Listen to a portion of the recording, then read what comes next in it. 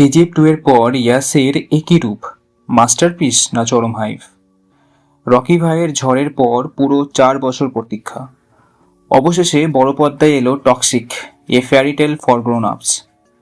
কিন্তু শুরুতেই লাখ টাকার প্রশ্ন, সিনেমাটা কি সত্যিই একটি গ্লোবাল স্ট্যান্ডার্ড মাস্টারপিস, নাকি অতিরিক্ত পিআর হাইপের আড়ালে হারিয়ে যাওয়া একটা সাধারণ ক্রাইম ড্রামা?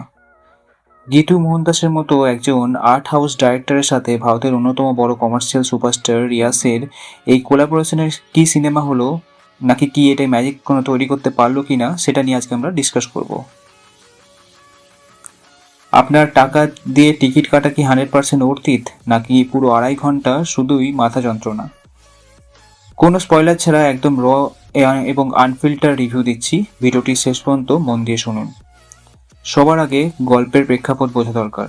সিনেমাটি আবর্তিত হয়েছে গোয়ার এক অন্ধকার, হিংস্র ও ধোঁয়াটে আন্ডারওয়ার্ল্ডকে ঘিরে, যেখানে ক্ষমতা, মাদক পাচার আর মাফিয়া সিন্ডিকেটের এক রক্তক্ষয়ী আধিপত্যের লড়াই চলে। সিনেমার নামের সাথে একটি সাবটাইটেল ছিল এ ফ্যারিটেল ফর গ্রোন আপস, আর পরিচালক সেই কাজটি করেছেন। রূপকথার কাঠামো এখানে ব্যবহার করা হয়েছে ঠিকই, কিন্তু সেই রূপকথা ভীষণ রকমের ক্রুড, নোংরা এবং অ্যান্টিহিরো উপাদানে ভরপুর। পরিচালক এখানে চিরাচরিত দক্ষিণ ভারতীয় সিনেমার ফর্মুলা বেছে নেননি। কোনো সস্তা কমেডি ট্র্যাক নেই, অহেতুক গান গুঁজে দেওয়া হয়নি। পুরো সিনেমাটির মেকিং টোন শুরু থেকেই ভীষণ সিরিয়াস এবং আনকম্প্রোমাইজিং। এবার আসি সিনেমার মূল আকর্ষণ। Yes, to be honest, his screen presence is electrifying. Rocky ভাইয়ের সেই পরিচিত সানগ্লাস আর ভারী কোটের স্কিলিসে স্টারডম ভেঙে এখানে ইয়াস নিজেকে একজন বিপজ্জনক, আনপ্রেডিক্টেবল এবং মানসিক ভারসাম্যহীন অ্যান্টি হিরো হিসেবে উপস্থাপন করেছেন।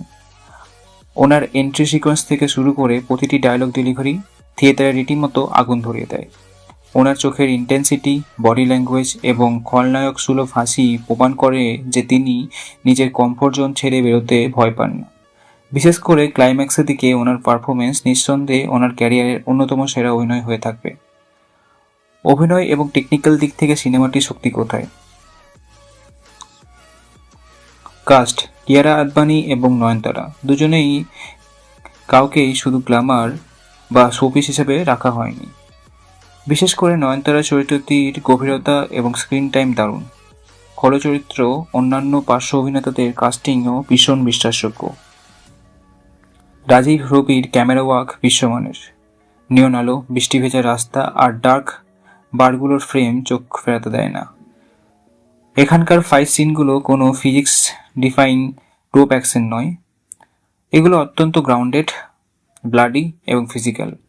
ইন্টারভেলের আগের 10 মিনিটের ফাইট সিকোয়েন্সটি পুরো পয়সা বসুল।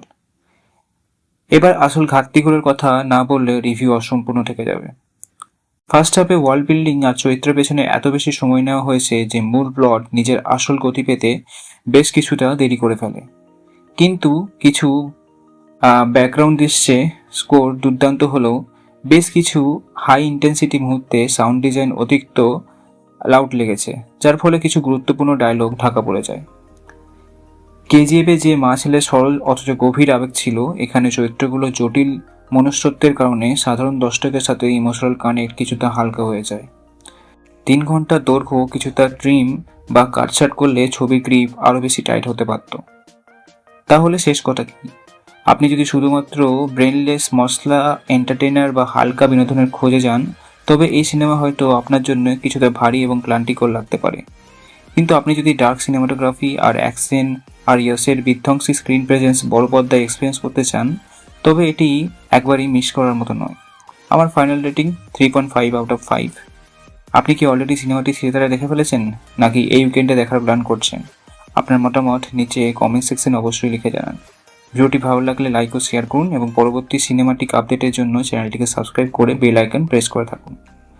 তো আজকের জন্য এতটাই বন্ধুরা, দেখা হচ্ছে পরে কোনো ভিডিওতে। দিস ইজ তিলক জাস সাইনিং আউট।